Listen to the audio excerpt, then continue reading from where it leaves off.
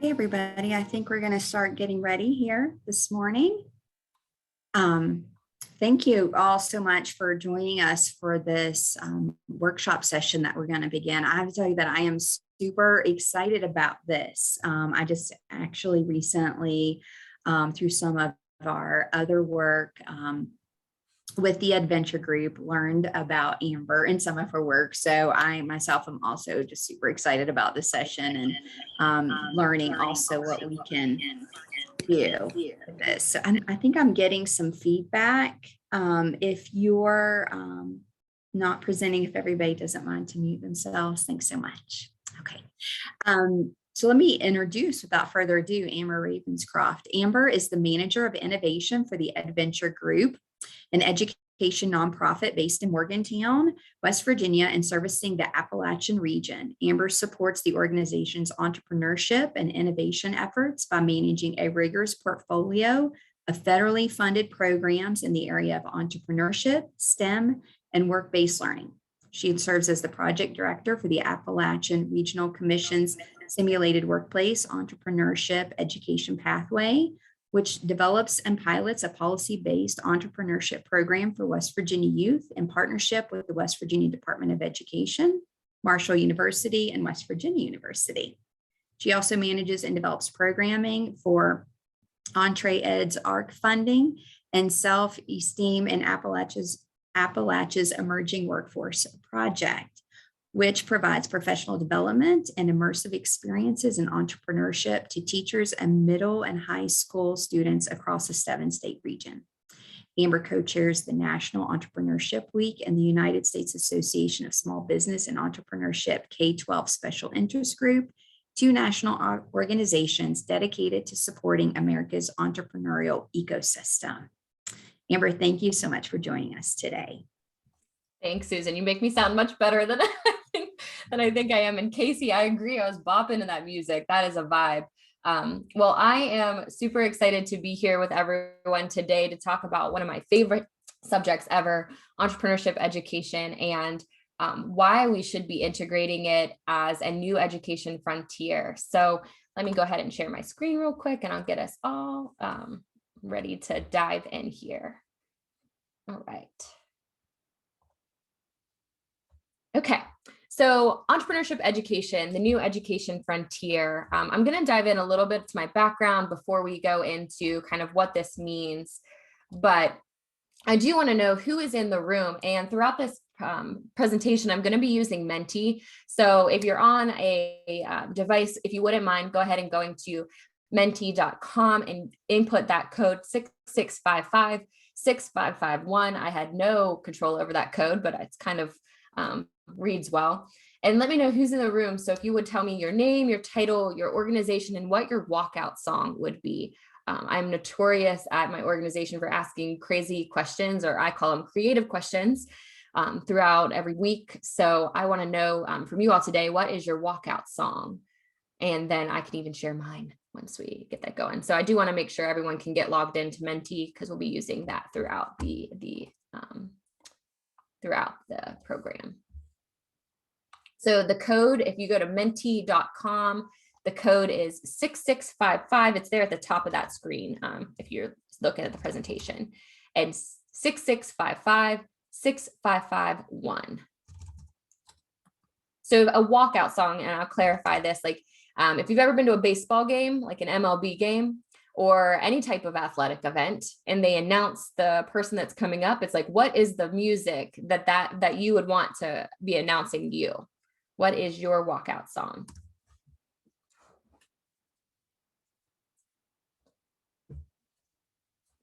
I'm gonna force creative questions on you all today, because it's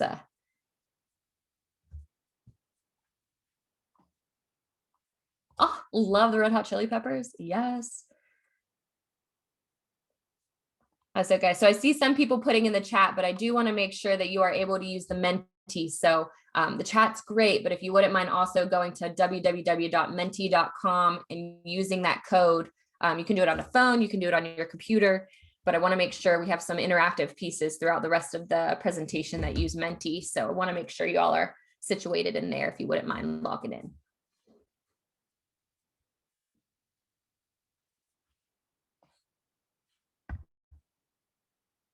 Excellent. Bruce Springsteen. Love it. If you're happy and you know it, that's awesome. Oh, Fleetwood Mac. Okay, I can scroll too. This is awesome. All Star by Smash Mouth, a classic. Oh, I like these. Cool. Okay, I'm going to give it a few more minutes and once you are in Menti, just keep that up on your phone or your device. As I said, it'll be the same code throughout. So once you're in, I just have to switch through. Anything by Lizzo. All right, Justin, I see you. Oh, Mark, good. Yeah, Entrad's awesome. I work closely with Jean, so. Patricia, Party in the USA. Funny story for you. That is my husband's. That is not mine. That is my husband's walkout song. Anything by Queen. Christy, I love River by Bishop Briggs. That's awesome. Cool. Okay, so I would encourage you, thank you all for logging in. Something that I do like to do with our staff at the Adventure Group, just to get our creative juices flowing, is I'm always asking random creative questions all the time. So I encourage you all to just kind of ask random things and get their creative juices flowing. It helps kind of work on some of the entrepreneurial concepts we'll be talking about in a little bit. I'm just scrolling through these. Awesome. How about I'll make a playlist on Spotify with all these and share it to Susan. I'll give it to you afterwards and you can send it out as the walkout song for this breakout session. Perfect. Okay. Well, what I'm going to do then is we're going to dive in and I'll talk a little bit about my background. I know Susan did a great job of introducing kind of the work that I do at the Adventure Group. We'll talk about two different topics: why entrepreneurship ed, and then we will talk about how to do entrepreneurship education in an after school setting specifically, but in K-12 education broadly. So a little bit of background on me. I was telling Susan before, I grew up right across the border from Kaiser, West Virginia, in the very rural area of Midland, Maryland. We don't have a stoplight. And I grew up on a farm that we did not have internet access all through my K-12 education. So we very, very familiar with kind of the challenges of rural education and what that could look like. And it wasn't until I actually began my career with the Adventure Group that I even became familiar with the concept of entrepreneurship education. And I remember every time that I was in school and we would talk about what our parents did growing up, and I'm sure that I'm sure students get asked this all the time.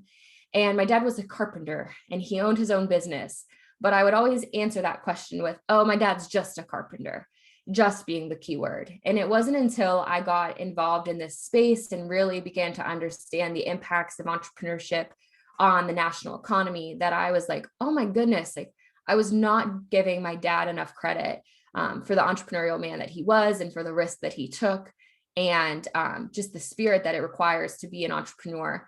And so it's kind of been my vow since then, since being exposed to this and realizing the disservice that I did to my own dad when I was going through K-12, that I would empower every student to understand the value that entrepreneurship brings to local communities and also to the economy, so that they never just say, oh, my father's just this, or oh, my mom's just this, that they are like, my dad or my mom is an entrepreneur and I am incredibly proud of them, or my mom or my dad are entrepreneurial and I am incredibly proud of them.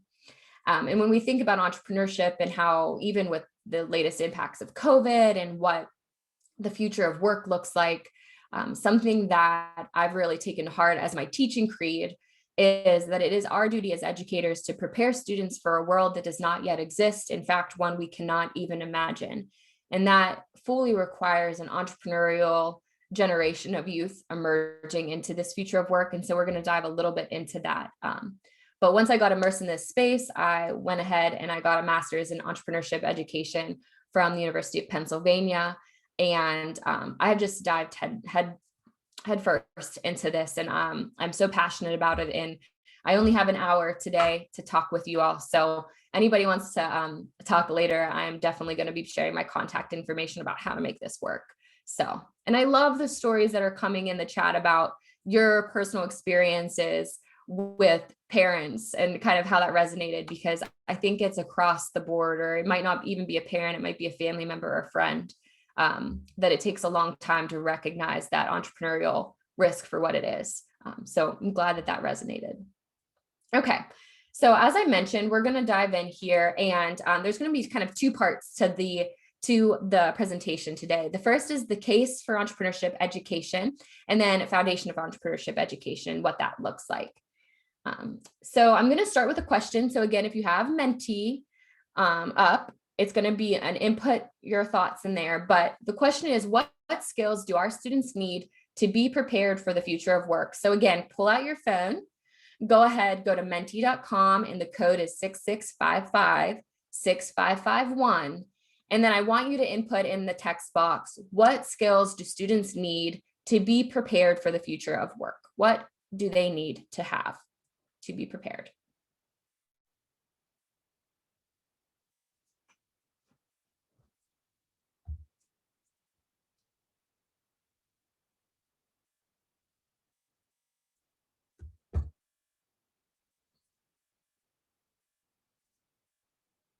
And I don't believe that there's a limit, so you can put more than one skill in.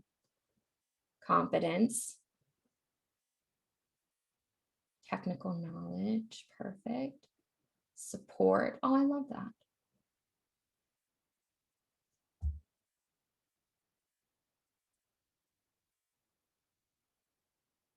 Okay, so you can see on the Wordle, anything that's kind of emerging as larger is something that multiple people have put in. So I'm very interested in the confidence one. That's fascinating to me that that has come out as the biggest one here. Teamwork, math skills, dedication, determination, patience and perseverance. Awesome. Emotional maturity, self-starters, that's cool. Adaptability. Awesome. Let me see how many people I have in here total before I. Okay. So if you're just logging in, right now we're at menti.com and 6655-6551. Go ahead and tell us what you think students need to be prepared for the future of work. Flexibility. Yeah, amen, Tia. If you haven't read Angela Duckworth's work on grit, I will put her name in here, just so you guys know. She wrote a fantastic book, and she has done a lot of research on grit, and I could talk about that for days too. Awesome. Okay. So I think you'll definitely see parallels between what you all have identified and what the World Economic Forum has identified. But before we dive into that, we're going to go ahead and watch a movie, or just watch a whole movie, a whole hour-long movie on the future of work. No, we're going to watch a quick YouTube video from our friends at What Schools Could Be. And have any of you read that book? If you have, just like maybe give me a thumbs up, or if you have not, I'll put that in there too. The book is called What Schools Could Be, I believe. Yeah, What Schools Could Be. Okay, well, it is by kind of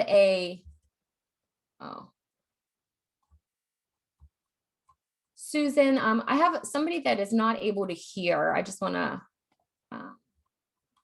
if you wouldn't mind messaging West Virginia Event Tech, they will help you out. Yeah, I'll add the email in the chat to contact DCPV in case there's any questions. And also maybe our event tech can go ahead and chime in on that as well. Perfect, thank you. In the chat. Yeah, okay.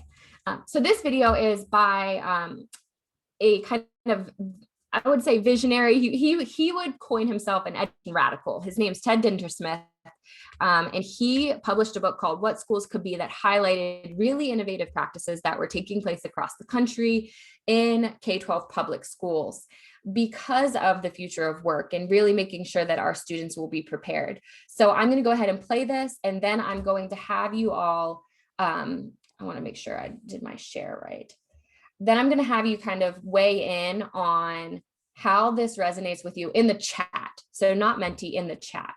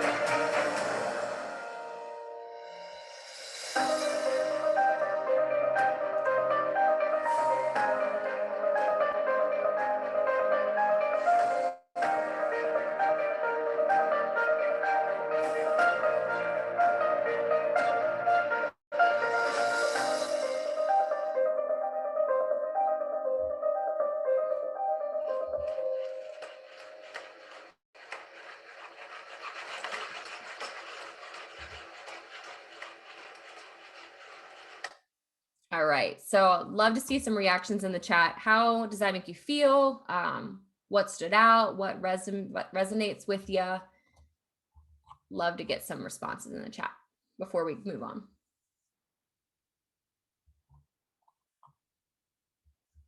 I do this, I show this clip a lot with a lot of teachers in many PD workshops. Actually, most PD workshops are on entrepreneurship education, and they're like, oh my goodness, that's terrifying. Yep, there you go, Trisha.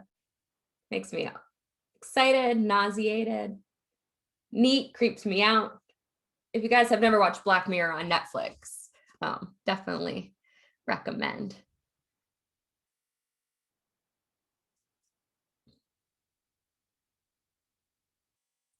Okay. I feel like this definitely resonates a lot with you all, very similar to most of the initial reactions. So I want to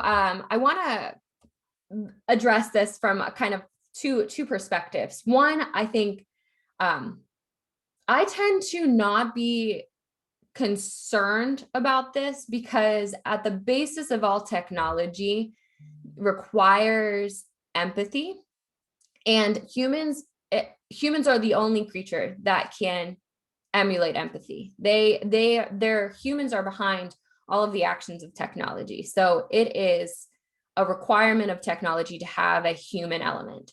And the humans will always have an integral part in that.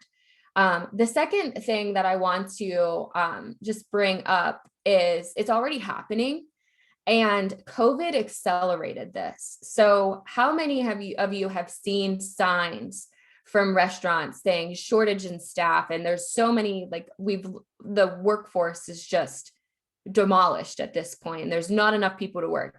If you've seen that, kind of just say yes in the chat. Like everywhere has shortages. You can't go anywhere without shortages. And I was very interested in why. And so I looked into the research on this, and it's fascinating, and it's kind of an accelerated because of COVID, but it was inevitable. And I'm going to see if I can pull the research, and I'll send it afterwards. But here's what happened. One, we had an extreme loss, obviously, across the entire globe of people from the COVID pandemic. But two, it accelerated the retirement of our largest generation. So there was always an anticipated worker shortage that was going to happen. It's why we see things like McDonald's moving to self-purchasing, or Walmart, these big companies that had the analytics and the staff to anticipate the worker shortage. So it's why they shifted to an automated process, because they were prepared for a worker shortage long-term anyway. They were prepared. And then COVID accelerated that because people that were close to retirement retired. And then the millennial generation moved into some of those higher skill jobs that people were retiring from. And then Gen Z moved into the millennial jobs. So you see, it was a natural worker shortage that was going to inevitably happen, that was very fast in its acceleration because of COVID. And so the future of work is actually preparing us for what was an inevitable worker shortage in the first place. And I'll pull the research and send it to you guys, but it's really fascinating to think about it from that perspective, because sorry, Tia, your paragraph came in and I was very interested in it. Yes, you're good. Yes, 100%. There will still be jobs. It's just that we as a workforce need to be nimble and adapt to the future of work. And so, yeah, it blew my mind when I learned about the COVID worker shortage connection, because it was already anticipated. It was going to happen. My generation, millennials, don't have as many children. We have moved into, there's a whole lot of stuff on generational workforce, what was going to happen. But COVID accelerated it. And now we're in a unique opportunity where the future of work and this technology can really allow us to be nimble, fill the gaps, and address that worker shortage in a unique way. And so this is where we tie in, how do we prepare our students for that? The World Economic Forum has identified the top 10 skills of 2025. And the top 5 are just spot on with what you all were thinking when we did that Wordle, is analytical thinking and innovation, active learning and learning strategies. So how to learn. The thing is, we have to teach technology how to learn. It doesn't just learn on its own. Complex problem solving, critical thinking and analysis, and creativity, originality, and initiative. And so it's no longer these concepts that can easily be replaced by technology, but it's skills that help us work with technology. And all of this comes down to entrepreneurship education and how we teach our students to be entrepreneurial thinkers, because all 5 of those are also components of an entrepreneurial mindset. And so what we're going to do now is kind of dive in to what this looks like in K-12 and how do we integrate that. So I'm going to reference some research here around creative genius. And there was a study done by Dr. George Land at the World Creativity Institute. And he did a survey for NASA, and NASA was trying to find the most creative people that they could employ. And he created this survey, and it proved really effective for identifying which of the potential NASA employees would be the most creative in solving these problems to get people into space. And so what they did with that survey, they was like, I wonder what would happen if we applied this to K-12 and to youth. And so they did this as a longitudinal study, and they followed, I think it was 2,000 students across their academic years and into adulthood. So it is a little bit of an antiquated survey, but I want you to go ahead and go on a Menti and tell me what percentage of kindergarten students do you think performed at a creative genius level, teenagers, and then adults. Like, what are the percentages of the total respondents that you think scored at creative genius level? So you have 100% or 0%. And go ahead and weigh in on Menti. And it's, again, menti.com 6655 6551.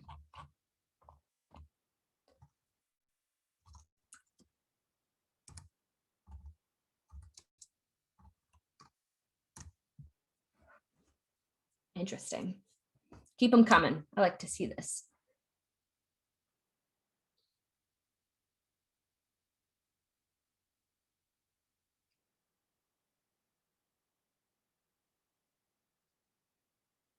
It's so interesting, the trend. It's kind of, I mean, you're seeing a pretty, just a gradual decline.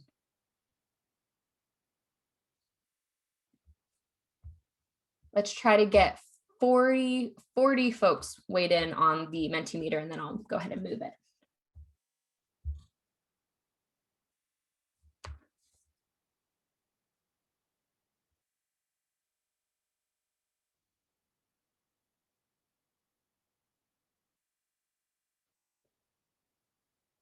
Couple more. Get them in there.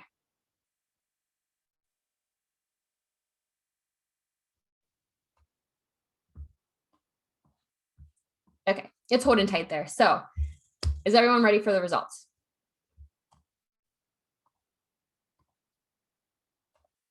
Guys, so the study found that 98% of the kindergarten students performed at a creative genius level. That is incredible. But then look at that drop off once they get to, so we were all kind of on the overall, just like the perception of this, kind of viewing it as a gradual decline. It is not, it is steep decline. So 98% of our kindergarten students, 12% of the teenagers performed at creative genius, and then adults, only 2% perform at a creative genius level. That is startling. And of course, this is a little bit of an older study, but the fact that many of the standards and the curriculum and all of that existed when the study was in place, like most of those educational systems are still in place today, because the education industry at large is very, very slow to change. So I think is it surprising, the decline, or is it surprising? Like, are you all surprised by the kindergarten? I was not surprised by the kindergarten one at all, because kindergartners ask why 80 million times a day. They're all constantly asking why. I'm not surprised by that. I have been in kindergarten and first grade classes doing entrepreneurship, and they come up with the coolest ideas. Teenagers, I struggle with, because they are so used to having, they're very used to having one clear answer to a question. We're right now, Susan had mentioned, we're piloting an entrepreneurship pathway within a couple CTE programs. And I have had to zoom in to all of my classes that are in the pilot to explain the concept of entrepreneurship, because they want one answer for what it means to be an entrepreneur. And that is not something I can give them. And so it's very interesting to think about how quickly that decline happened. And Dr. George Land kind of wanted to know why that was happening. So if we look at it from a scientific point of view, convergent thinking is kind of our get to point A, from point A to point B. It is how we think logically and rationally about a problem, or basically anything. It's our point A to point B thinking. Divergent thinking is our creative thinking. It's kind of our accelerator. It's our way of coming up with different options. So what George Land discovered was that convergent thinking, all of these are tied to how we create new neural pathways in our brain. So when we are only creating and providing opportunities for convergent thinking in education, we are actually diminishing the divergent neural pathways. So in kindergarten, a student has a lot of divergent pathways because they're encouraged to play, they're encouraged to think creatively, they're encouraged to do different creative activities in the classroom. But as they age and they are required to learn more of the set structures of education, it really focuses on convergent thinking rather than divergent. So just our capacity for divergent thinking diminishes.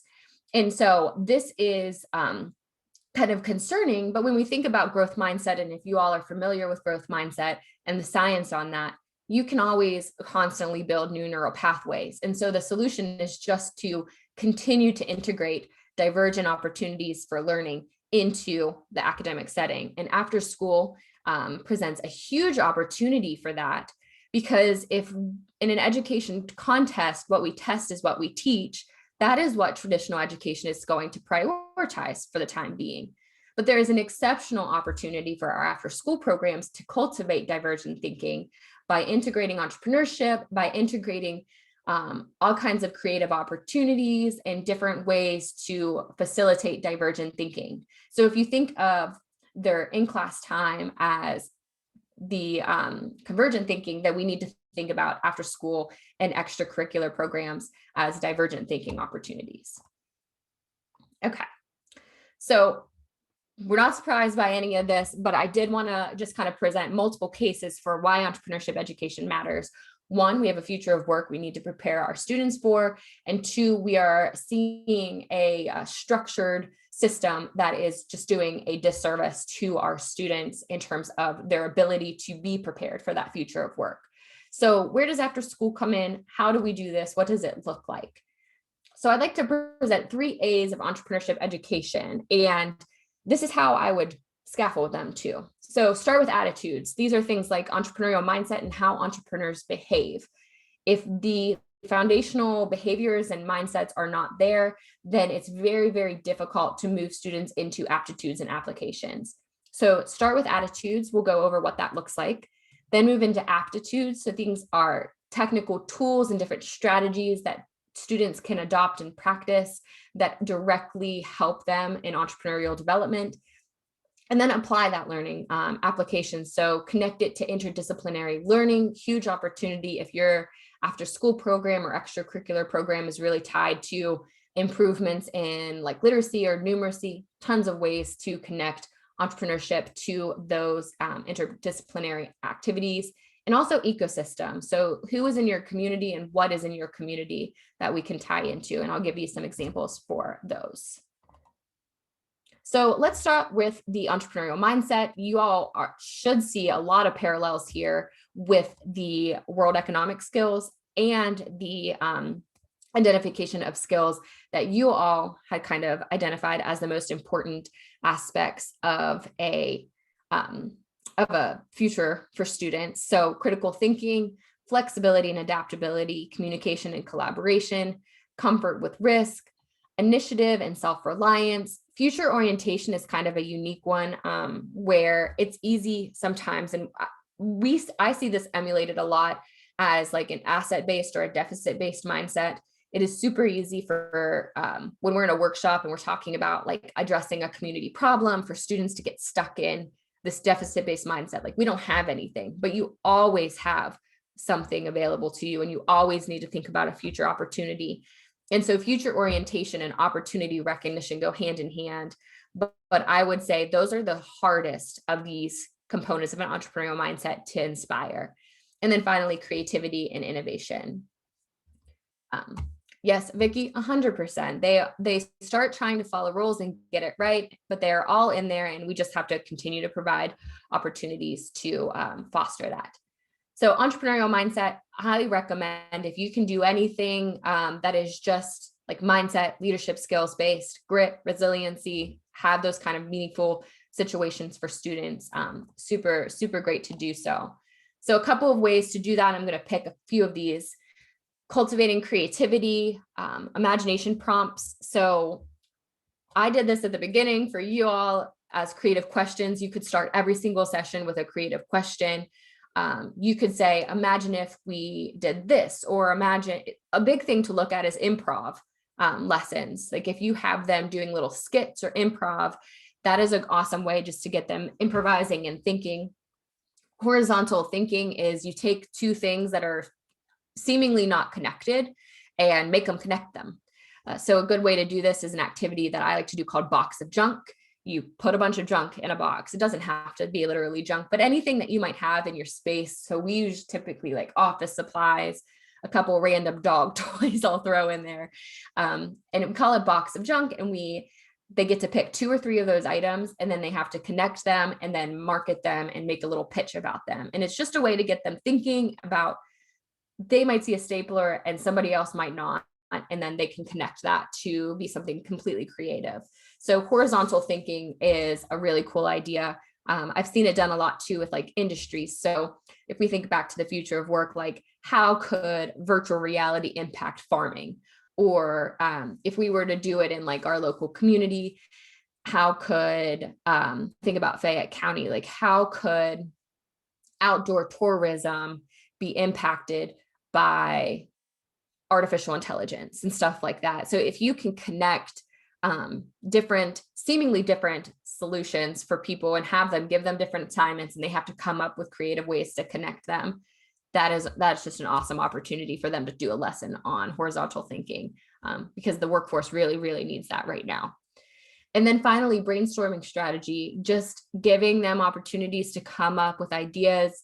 A lot of times when we are in workshops and students are coming up with ideas, they get stuck on the first one. They have a lot of different challenges of brainstorming a lot of ideas or diverse ideas. And so giving them some structure, giving them some different methods for brainstorming. One that I like to use is the Intuit Education 7 to get 1 method.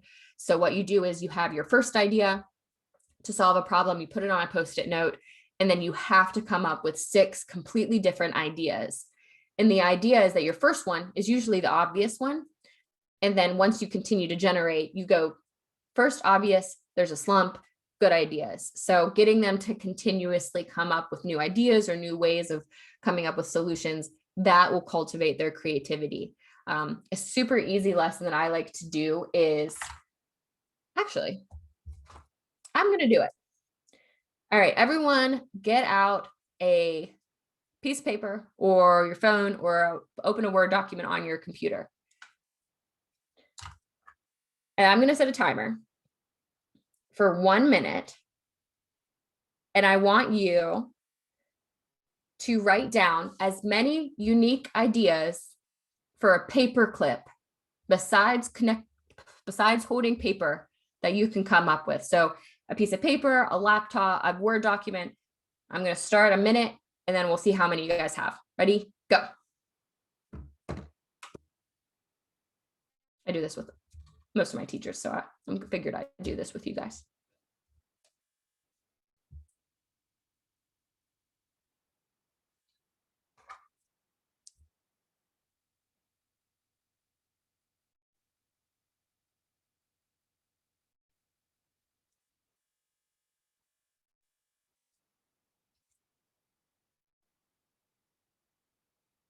You have 30 seconds left.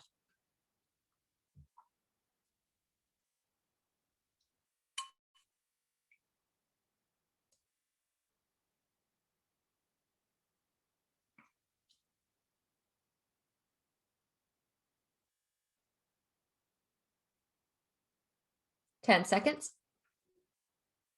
Casey, we're brainstorming how many different uses for a paperclip that we can do in a minute. All right, stop writing. Okay. In the chat, put how many you came up with. How many different ideas did you come up with? Put it in the chat.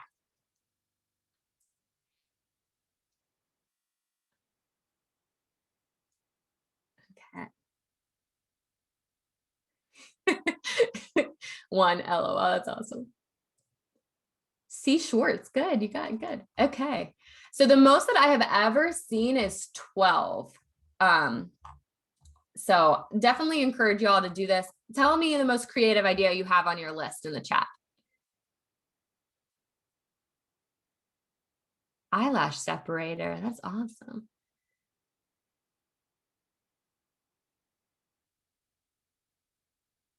A slingshot.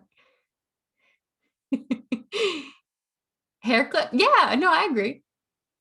When I did this, we did this with one, and they were like, you could stab someone. I was like, come on, guys.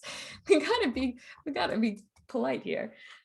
Awesome. I mean, this is just a quick way. You could do awesome. You guys are really creative. Now, see, now you're creative with your like 1 or 2. Now it's time to just beef up your number of creative ideas. Bobby, yeah, hopefully that'll work when you come back in. Awesome. Okay. So yeah, just a quick example of a creative question and a creative prompt that you could do at the beginning of each session at your after school program, just to get the juices flowing, get them going. Okay, so then here's my next creative question. Again, back to menti.com. The code is 6655-6551. If you could write a book about anything, what would your book be about? If you want to put it in the chat, you're more than welcome, but if you could write a book about anything, what would it be about? Mine would be probably a documentary about serial killers, because I love true crime. Not a documentary, a biography about serial killers. I write short stories, horror. Oh, that's awesome. Oh, accepting yourself.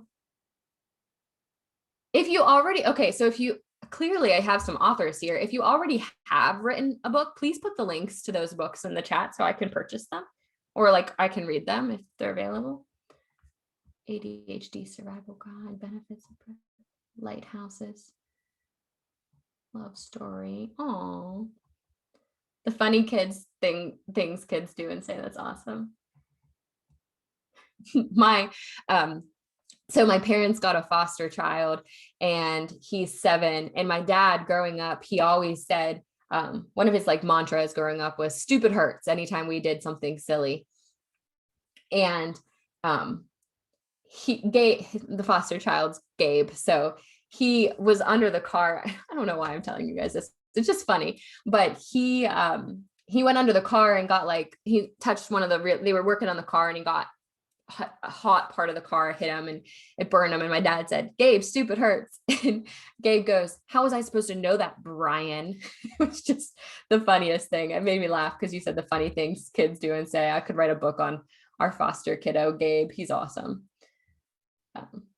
Awesome. Well, yeah. So again, example, give them a random object, have them come up with different ways of using it, give them a creative question, have them answer it. It's kind of fun. You get to learn a lot about people. It's a great way of getting to know your students and kind of what inspires them. So we had, I was a guest speaker and I asked each student a different creative question. And I was like, if you could be on any TV show, as what character and what episode would you be on? And she told me she doesn't watch TV, she likes books. And so I learned a lot already about just this question from having that experience. So highly encourage creative questions becoming a central part of your day with your students or your own staff. Okay, next question. If you already had it up, what's one word you would use to describe yourself? Keep going hard with the creative questions.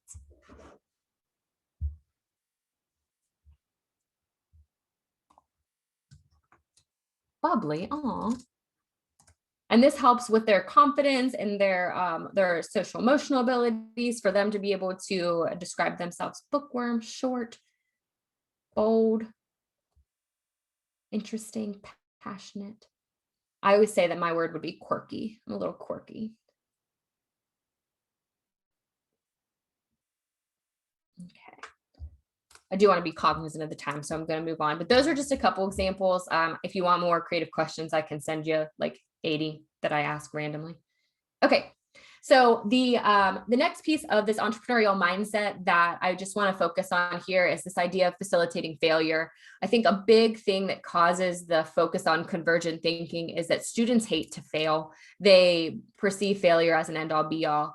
And so a couple of different ways of doing this are to highlight famous failures. There are tons of profiles of different famous people that these students probably look up to that have faced significant failure in their life before they became famous. The worst idea, so back to brainstorming, something we like to do is you give them a problem and then what is the worst idea to solve that? So an example that we like to use is we have a nursing home. The elderly are running away from the nursing home. And I did this in a workshop with teachers.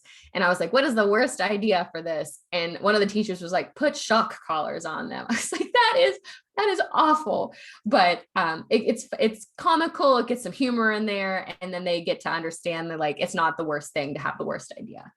Validated learning. So talking to them about how you learn from failure, and that is like a necessary component of that. And so a lot of things that I like to do is just force failures. There are tons of different lessons that you can do that force failure or force pivots. And then finally, like humanizing hustle, a big thing with entrepreneurship and its perception for students is this idea that if you just hustle hard enough, you'll become a successful entrepreneur or a successful YouTuber or an influencer. You really need to understand like the human element of hustle, and we just need to work on that perception of hustle and what that means, because hustle has become a really big thing for these students. And so just kind of introducing that idea and humanizing hustle and giving them examples of people that have done a great job hustling that are not necessarily some of these people that they are comparing themselves to.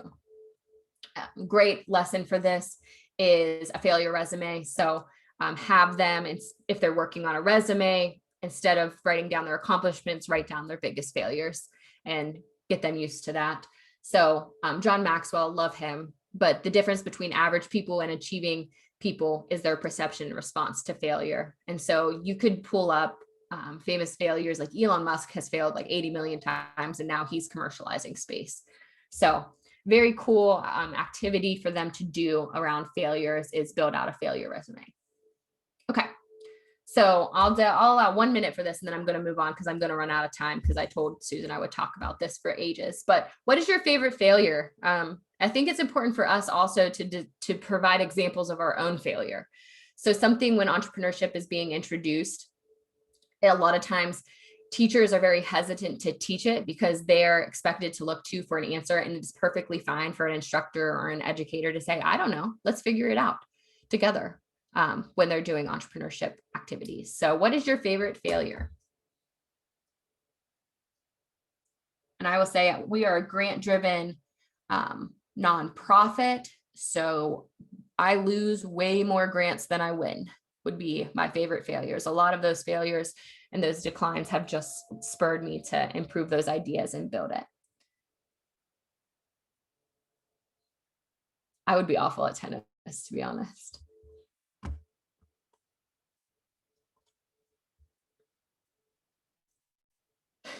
Tia, juggling and dropping balls, literally. Sorry, I don't mean to laugh about you breaking your hand, but that's pretty comical.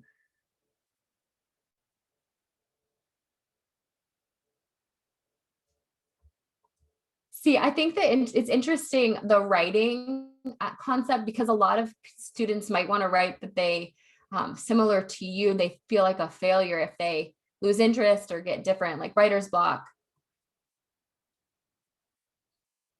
I understand the not getting into the school I wanted. I got rejected from the one I wanted to. Lemonade stand on a country road in the middle of nowhere was just a lack of demographic planning, geographic planning for your business.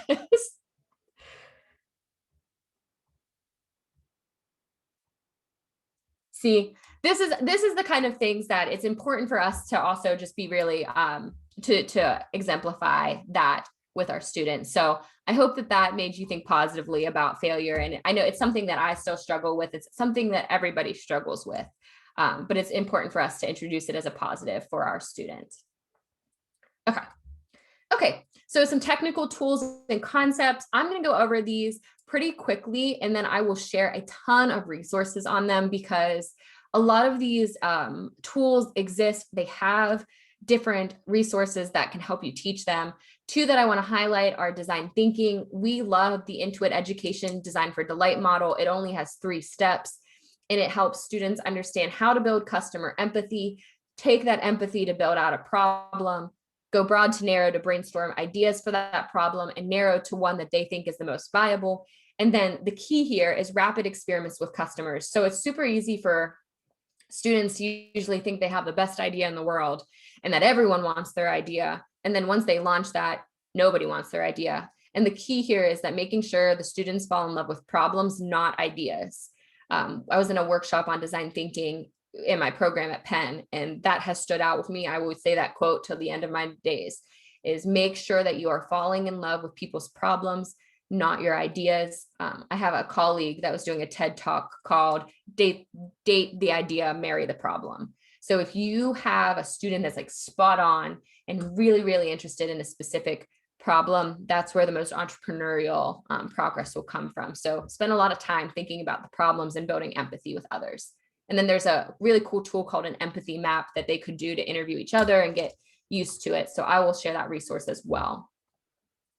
And then I want to just spend a quick moment here and say, who are your customers? So who are all the stakeholders that you would need to work with in your organization? So families, students, who all do you have to interact with as part of your organization that are your customers? And you will always have a customer.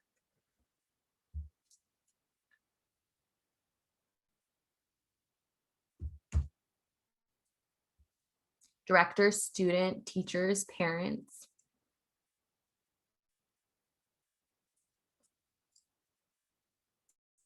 Community, school personnel, community youth, childcare providers.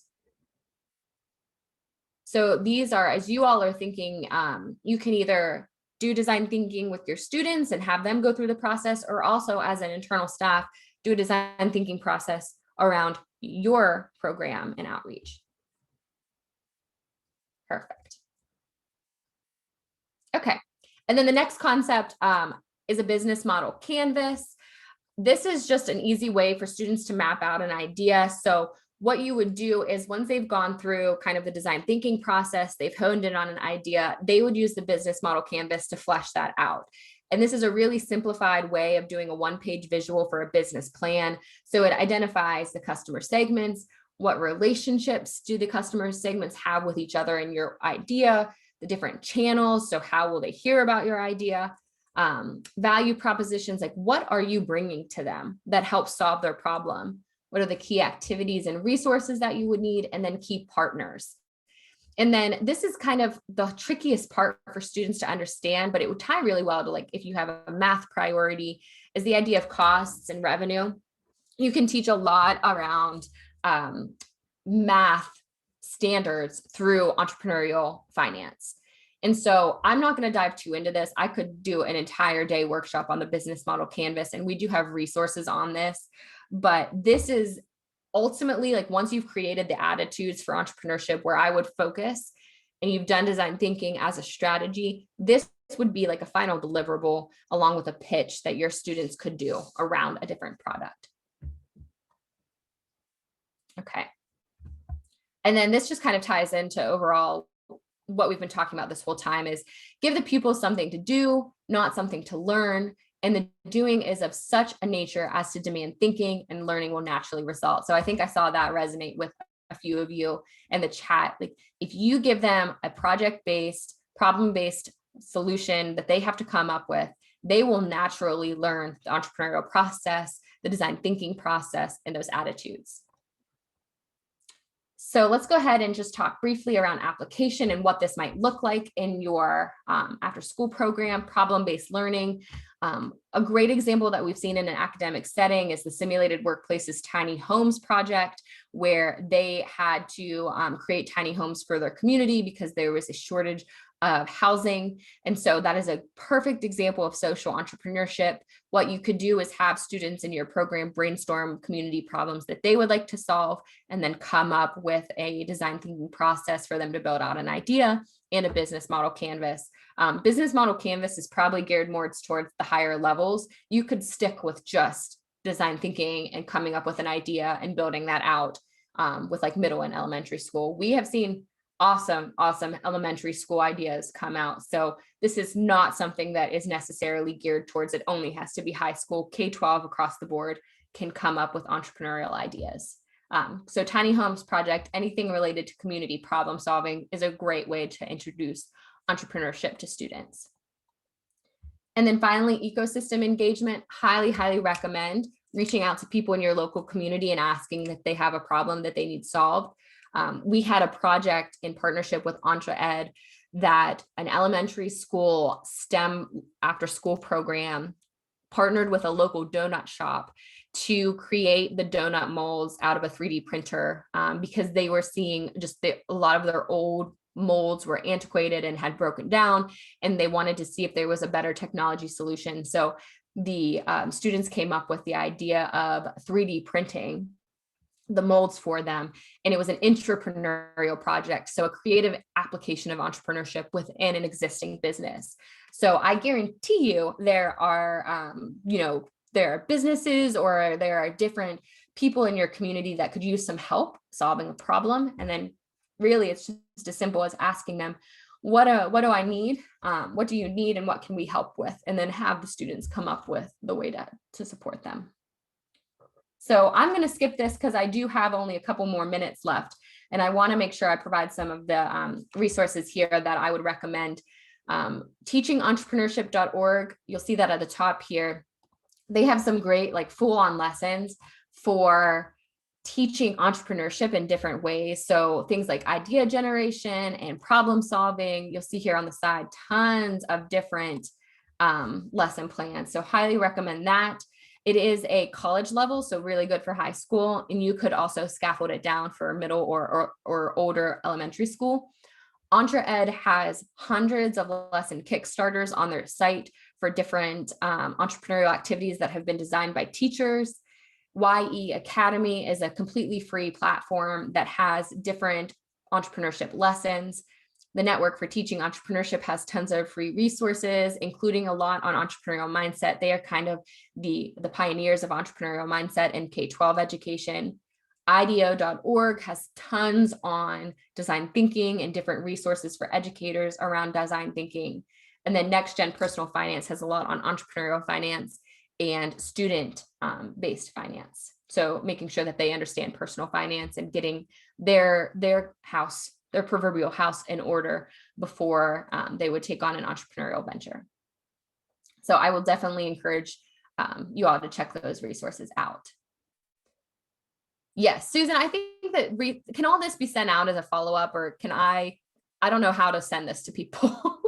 Yeah, absolutely. We're going to have the analytics from everybody who was on with us today. And so then we'll know who was participating with us and can just send it out after we get that information when the conference is over. So if you just want to send that on to me, Amber will be doing that. And also everybody, we are recording our sessions and we'll be uploading them to our YouTube channel. So not only can you get the PowerPoints, but you have the opportunity to go back and watch this session again if you want to.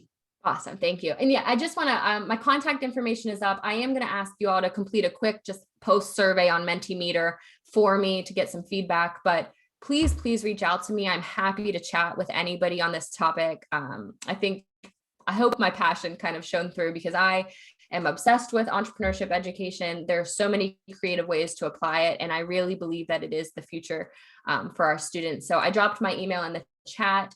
Please feel free to reach out to me. I'm happy to set up individual times to chat, and then I'll be sure to get Susan all the resources that were provided, as well as the research that was referenced here today. So, and then here's the Menti, if you all wouldn't mind hopping in and just giving me some feedback. Okay. And then Susan, I think that's it. And then I will, it should still be up on your all side if you are on menti.com. I'll go ahead and put that in the chat for you again. Okay, great. Thanks so much. And we just really appreciate everybody joining us today. We had such great interaction within the chat box. We are thankful for that. It really helps lend it to the conference, and we appreciate everybody's time. We're going to go ahead and log off here shortly, and we'll be beginning our next session at 11:30. The next session will be from 11:30 to 12:30, and then that'll be our last portion of the conference today until we get started back again tomorrow at 9 a.m. So thanks so much, Amber. It was great to have you with us today. Thank you, everyone. You're all creative. You're all entrepreneurial. I'm excited to potentially work with some of you. So take care, everyone. Thanks, everybody. Have a great day.